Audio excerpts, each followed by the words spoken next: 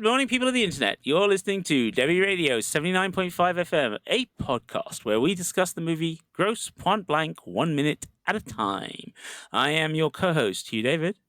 And I am your co-host, Dev Soliger. And on today's show, we are looking at minute 60, where the wonderful Martin Blank and the less wonderful Grocer are putting in their orders for a breakfast at Cup of Joe's. Joining us on today's show and for his last episode this week, we have my good friend Kosmas, film reviewer extraordinaire. Kosmas, welcome back one more time. And thank you again for this introduction. Might be a bit too much, but thank you so much. It's been amazing being with you guys the whole week. I'm almost sad that it's over, but it's amazing to be with you. Thank you for having me. You're very welcome. It's an absolute pleasure and a joy. And you are also such a humble man. So let's talk about it. We're at the diner. It's breakfast time. Yes, it is. And the two men are going to start breakfast by carefully putting up their hidden guns on the table. Only in America.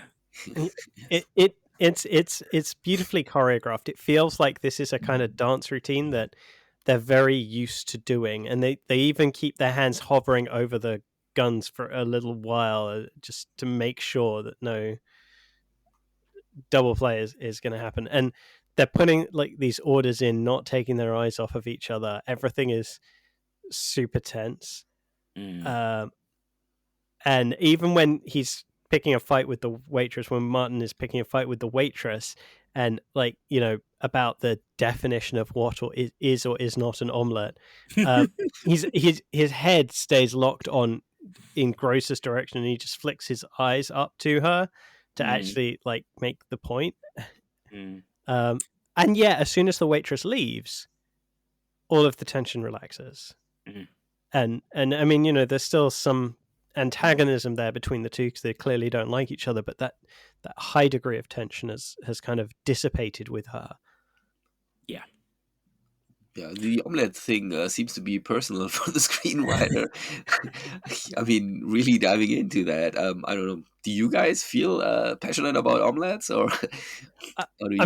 I feel pretty passionately that you can have an omelette with no other ingredients other than egg. Right.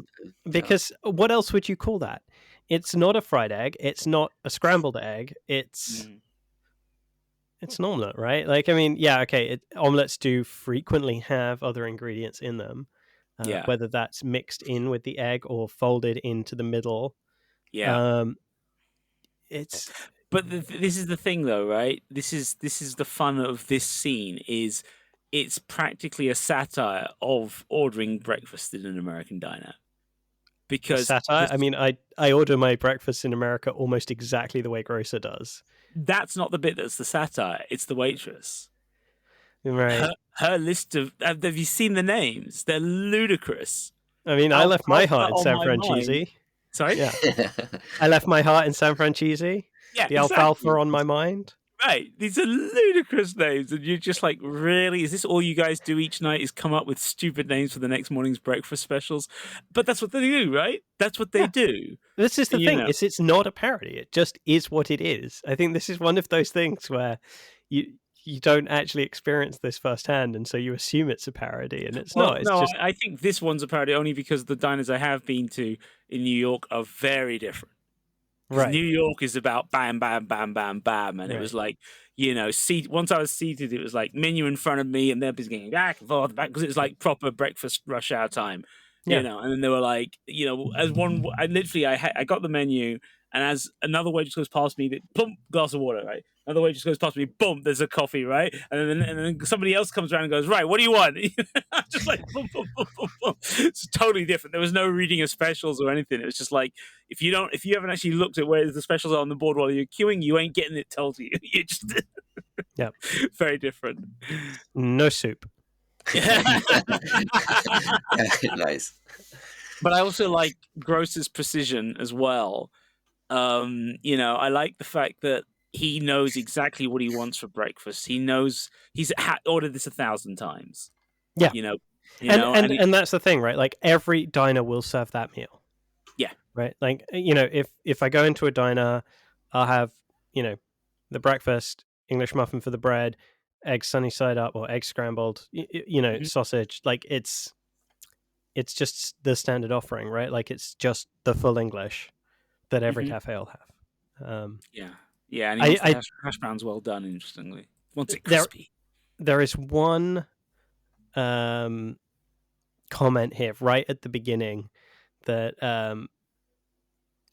Blank makes that I had not actually twigged what this was a reference to until I was actually watching these minute by minute, and I've heard it who knows how many times. But what the Red Wings need a new goon, which is hockey reference. It is an ice hockey reference. The Red Wings, the Detroit Red Wings, is the ice hockey team up there, and the goon is usually the player that does the dirty on the opposing players, right? Is the hard hitter, right? So it's kind of like it's pretty much what Grocer does in the real world, but on the ice.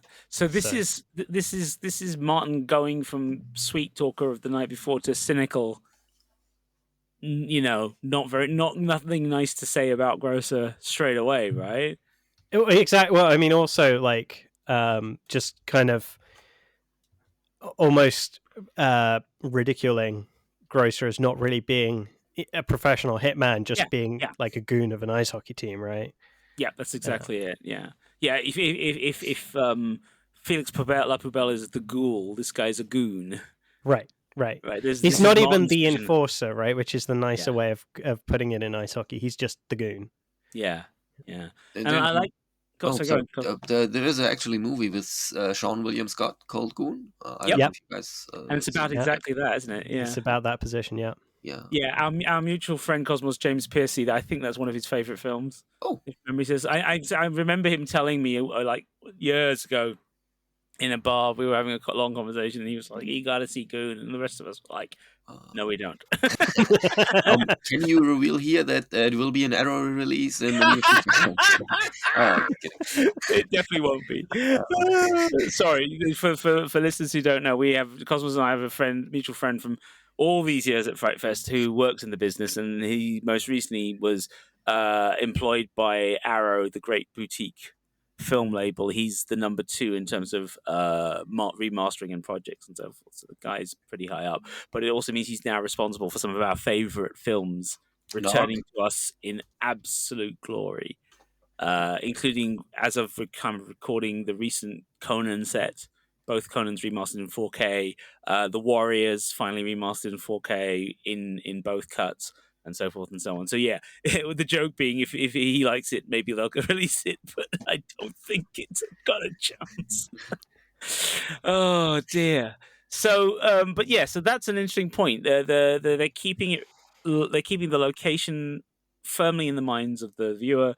They're keeping the idea that Martin's on home turf, Grocer's the away team, alongside the NSA agents outside, and Martin is also, it's again, we get the reinforcement of Gen X versus a boomer, because even though Grocer's order is relatively healthy, right? Poached eggs, hash browns and English muffin, that's not that bad compared to like piling up the bacon and the sausage and whatnot, right?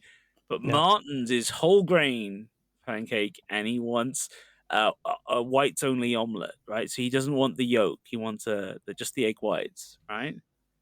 Yeah. And that's where we get what you were saying, Dev, about the sudden semantic argument over what is or is not an omelet. Yeah, and I mean the waitress is very passionate about this, and is not being very American wait staff about it. Like normally, you really don't see serving stuff in America picking fights, right? Like everything is about service, because everything is about tip culture here. So yeah, definitely some passion there, and I'm kind of curious where it came from. Yeah. Do you kind of wonder if they kind of vaguely recall each other from high school? Maybe she recognizes him. I think it's pretty clear that he has no recognition of her. Yeah, true, actually. But then again, as we kind of discussed, he barely even looks at her.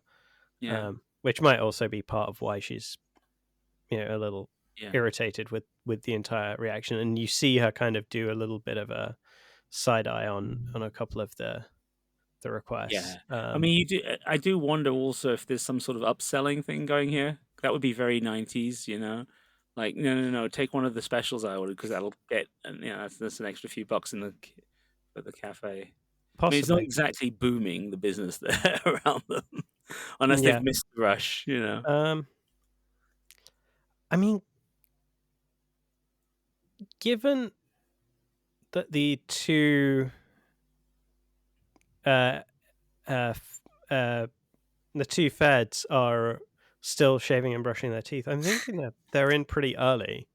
So they may be ahead of the rush. All of the tables are still made up, right? Like there's no tables that need scrubbing down. That's a good point.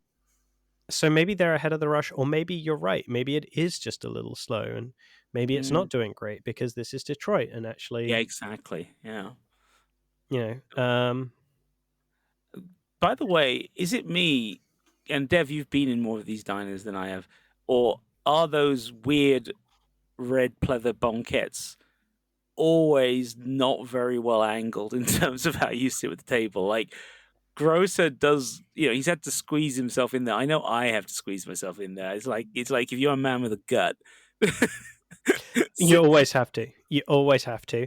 But the thing is I feel like you have to make it that way so that once you're in there, you're not having to lean forwards to get to your food.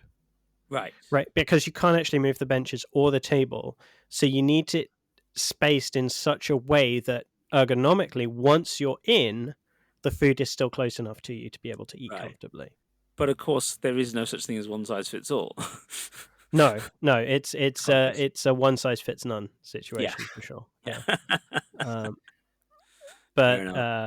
And as you say, right, like I am sure that over the years, the spacings of those has had to be redesigned as America's obesity crisis has grown and grown and grown to accommodate people. But I mean, honestly, it's not that different to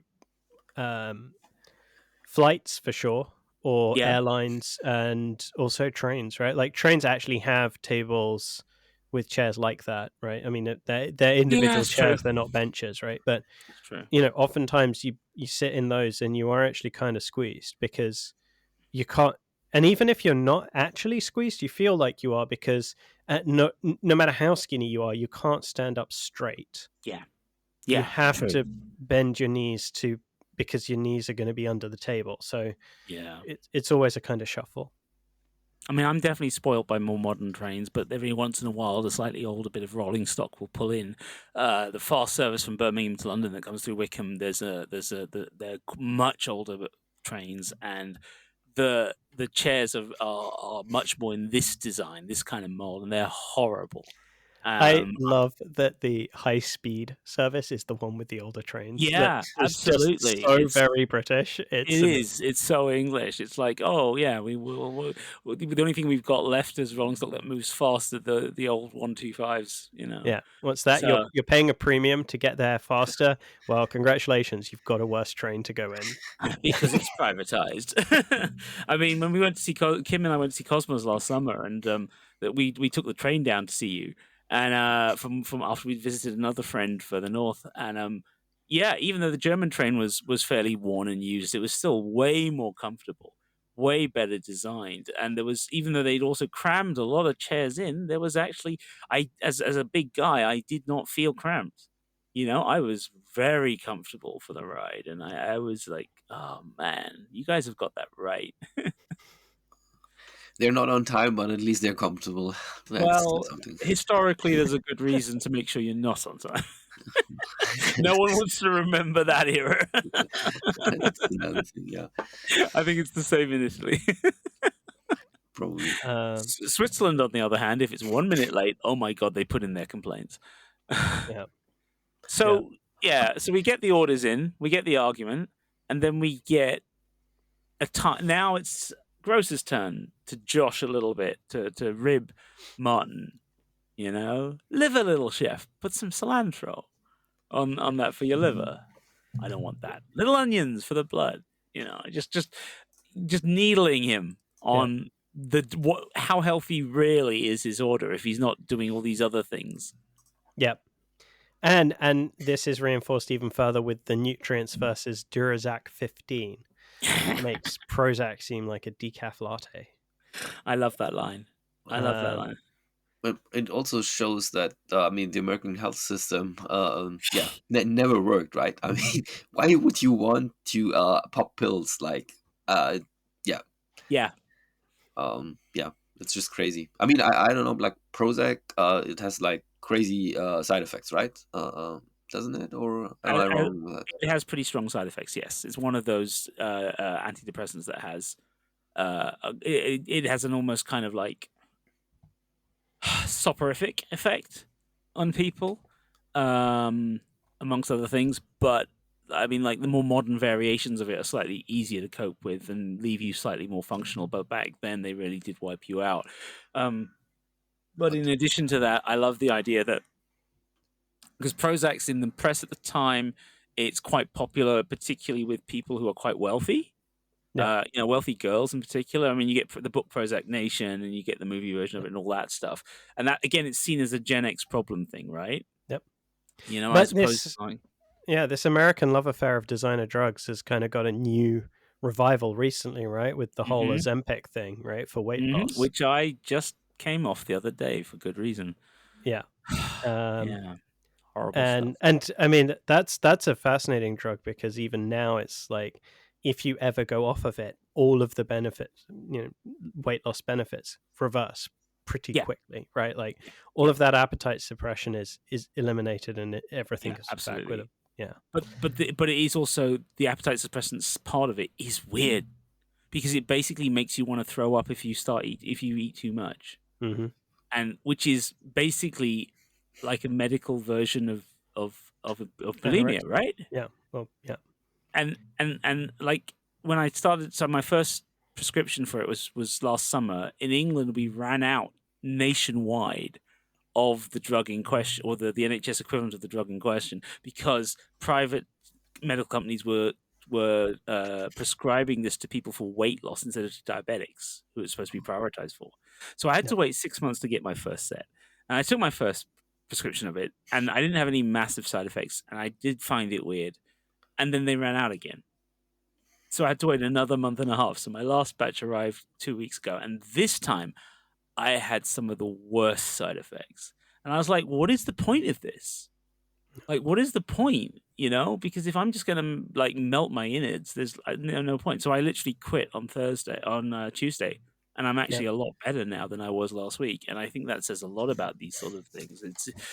It's like another little layer to Grosse Pointe Blank, another little bit of the kind of politics that we know Cusac's into, right? Yeah. Like a little touch here and there. And here it's also, again, tied to the military-industrial complex, right? It's this idea that, going as far back as, British soldiers in the 19th century with opium in the wars with China, or the use of the original use of learning to gauge how to use morphine and heroin in World War I, or in World War II you get the RAF using benzodrine to keep pilots awake during the Battle of Britain so they don't go asleep, so they can keep fighting for 24 hours. There is a long history of the use of drugs specifically for the military. Yep. And this is that acknowledgement, right? This is that moment, because it also explains partly why Aykroyd is playing Grocer as so super hyper focused, intent. Not like a dog on a leash, but like you always think, what's this guy on? Yeah, and now we know. Durazac 15. Yeah. So that does exist. It's not made up. Made up. But Okay. What I love about it is an excuse for Aykroyd to do another one of his trademark conspiracy theory ideas. Yeah. Hey, in a few years they'll be putting it in the water supply. Another thing, I don't know if you guys the set design. Do you have like any idea, because it looks quite blank and then it has like two frames, pictures, whatever up. Is that something that's normal in a American diner, or is that like, because it doesn't seem to be something special painting wise. It looks kind of weird, to be honest. It's so. I mean, one of the things that I've mentioned a couple times on the show is, for me, living out in California, how odd it is to see red brick walls in construction in America, right? And it's not that uncommon on the East Coast, or even in the Midwest, where cities are a lot older, and prior to kind of fracking, earthquakes were basically unheard of in these areas, and that's changed a lot with fracking. But out here, obviously, earthquakes are a consideration, and so everything tends to be made of wood because it's a little more survivable. So seeing the bare brick is a little unusual to me in an American context. The decoration does seem sparse for a diner, and I think, given that you see a perfect matching exterior interior shot of glass windows, neon lights, everything matches perfectly. I think this is a real location. It's not a set, which is even stranger to me, because we know that all of this is shot in LA. So this is actually like presumably real brickwork in LA, or in somewhere in LA, which just seems very unusual to me, and must be like a fairly old building or frontage, right? Because it's true all along this frontage. And actually, I just realized out the window in this minute we can see the Hippo Club across the street. So they'd already done the Hippo Club frontage for this scene, which is interesting. But yeah, I mean, it is sparsely decorated, but not a lot of diners can be like that. Oftentimes you'll see the ones where they've got all the signed celebrity photos up on the walls and stuff like that, potentially. This one, it seems like it's a bit toned down, but I've got a feeling it was decisions by the set design, and I'm just noticing little plaques next to them. So I wonder if it's a local artist that is advertising their art, which I have definitely seen in restaurants and cafes and diners and things like that around the US. These local artists will decorate the place, and if you're interested, you can potentially buy those paintings. I mean, this comes back to the weirdness of the film, in the sense that we've talked before about this supposedly being a suburb of Detroit, right? But so much of how this high street is set up and portrayed, both during the day and the night, makes it feel like a small town, right? Like a town, not a suburb, right? We've talked on other episodes about Northern Exposure, the American TV show in the 90s, that also has, in this case it's Alaska, but it's a small town. It has a radio that's on the high street with a DJ. There's all of that sort of thing. But we've also mentioned, what was the other thing you brought up, Dev, a while back in relation to this was, that's it, Hallmark films. And that sense of the sort of everywhere looks the same kind of thing. America is, and it's weird because we don't quite have the same thing in England, but what we do have in London, which if you're on a train going in and out of London is really obvious, is what English high streets, because you've got these small towns and villages that are now all part of the greater London sort of sprawl. While there'll be separate stops on the train line, when you're on the train, you don't notice them being separate, right? They're just next to you, just endless housing estates and roads, and then and you get to the railway station. And if you can see the high street that the railway station's on, which occasionally you can from the train line, they're all the same. They've all got a fried chicken shop. They've all got a betting shop. They've all got some kind of, Wetherspoons. Yeah, pub, and then there's always a store run by some local, locally recently arrived ethnic group which sells everything you can possibly want at ridiculously high prices all day long. But that's the British equivalent, right? But it's very, very different. This is much more. Yeah, there's something about the red brick and the sort of the trees outside and the kind of everything feels so much more small town rather than suburban. But I don't know if that's misinterpreting the fact that American suburbs, because I've never been in an American suburb, are actually like that. I think it's because the main street is not walking distance from the nearby houses. Mm-hmm. It's the greatest spread. Because you're always going to be driving to the high street, right? No matter how relatively close you are, you're always going to be driving to it. And so because of that, the houses aren't all clustered around. It's not actually the way that Hallmark tends to be.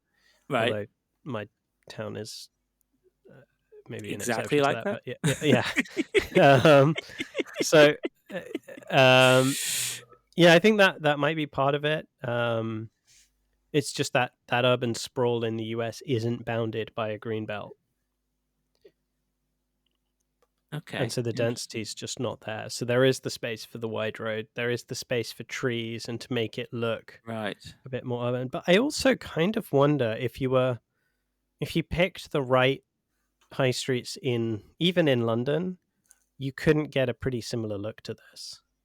Yeah, I think you could if you were like, I know of at least, I can think of at least 3 former high streets, which are now obviously just part of a bigger kind of trunk route in London that are exactly like this. Chelsea, there's a couple of parts of it. I can think of one, Richmond, definitely, without a doubt. Yeah. And... Which are the Grosse Pointe equivalents for London, right? Yes, these are the affluent suburbs. I mean, suburbs for a given value of suburb, given cultural translation. But it's not. It's just. I could imagine that being Wimbledon, right? Straight up, Wimbledon High Street.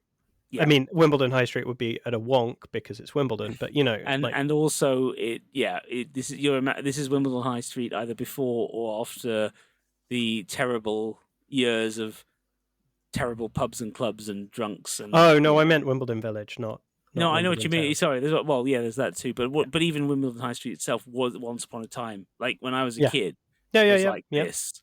Then when I was an adult, it was horrible. And then it's now back to being like this. Well, it's a glass and steel version of this, right? Like it is. Yeah.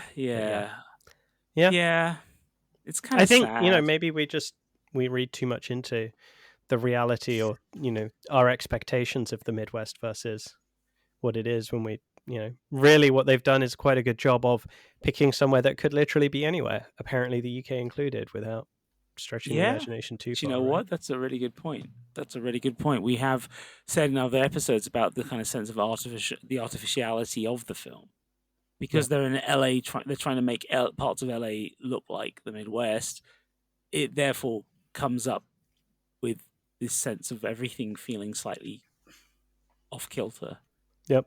Slightly fantastical, and let's be honest, that's kind of what you want for a film. Yeah, absolutely. I guess so.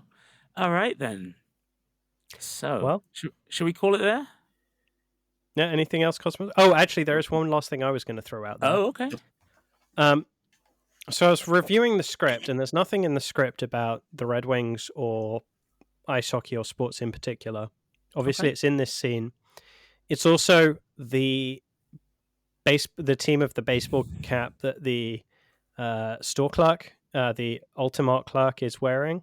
Mm-hmm. So I'm just curious as to whether there was somebody on the production crew that is a massive Red Wings fan that just was like, we got to throw this in, we got to throw this in, we got to throw this in. Maybe it's even John Cusack's team or something.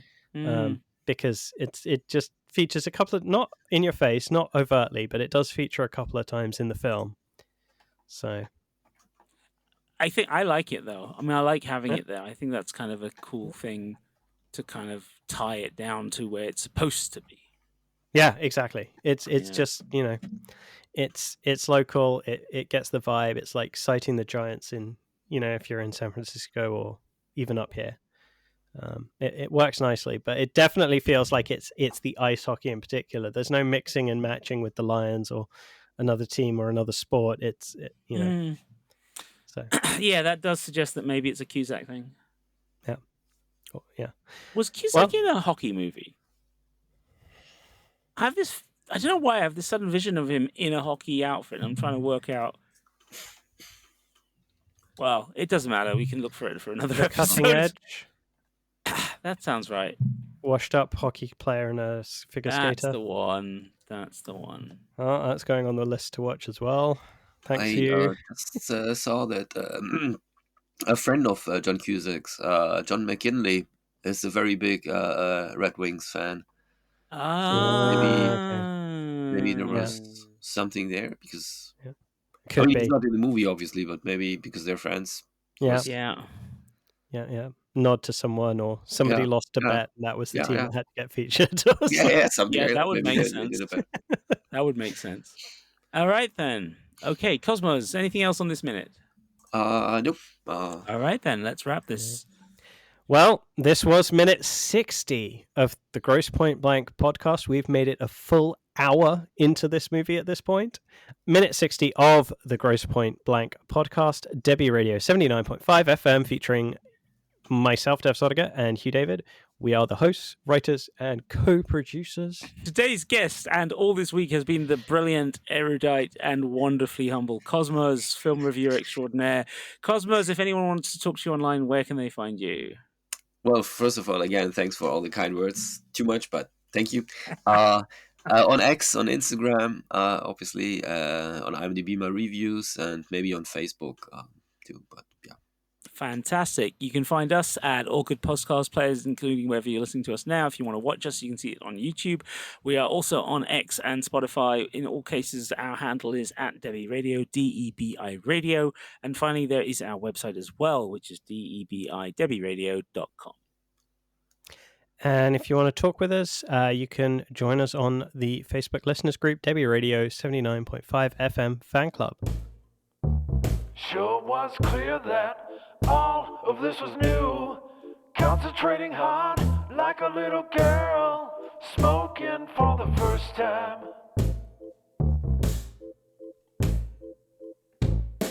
It wasn't a moment,